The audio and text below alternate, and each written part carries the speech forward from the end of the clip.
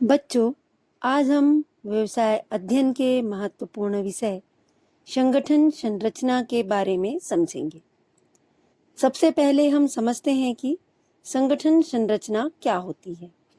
Hurley के अनुसार संगठन संरचना किसी फर्म में विभिन्न पदों पर कार्यरत व्यक्तियों के बीच संबंधों का ढांचा होता है।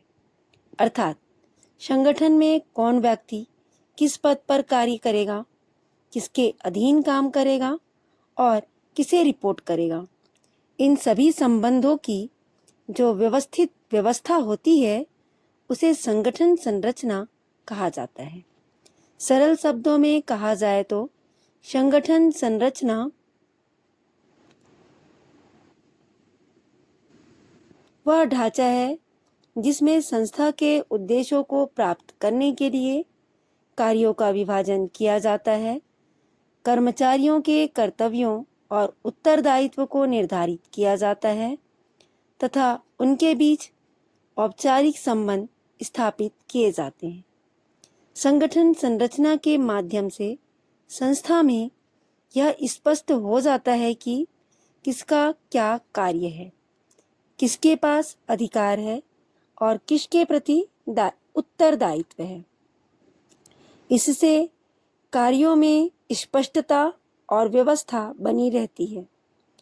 सामान्यतः संगठन संरचना को दो प्रमुख श्रेणियों में विभाजित किया जाता है। पहला कार्यात्मक संगठन ढांचा और दूसरा प्रभागी संगठन ढांचा। अब हम इन दोनों को समझते हैं। पहला है कार्यात्मक संगठन ढांचा।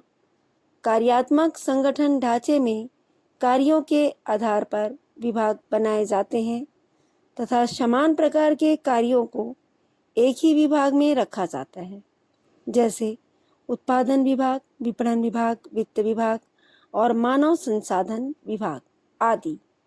इस प्रकार की संरचना में प्रत्येक विभाग का एक विशेषज्ञ प्रमुख होता है जो उस कार्य से संबंधित गतिविधियों को नियंत्रित करता है।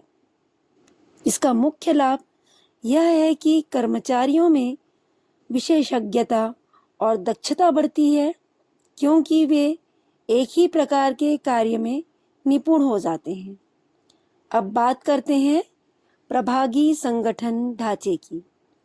प्रभागी संगठन ढांचे में विभागों का निर्माण उत्पाद, क्षेत्र या ग्राहक के आधार पर किया जाता है।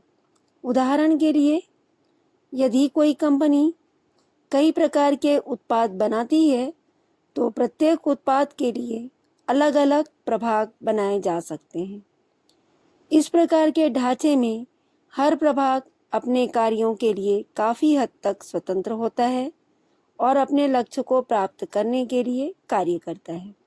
इसका मुख्य लाभ यह है कि संस्था के विकास और विस्तार में आसानी होती है और प्रत्येक प्रभाग अपने कार्य पर अधिक ध्यान दे सकता है।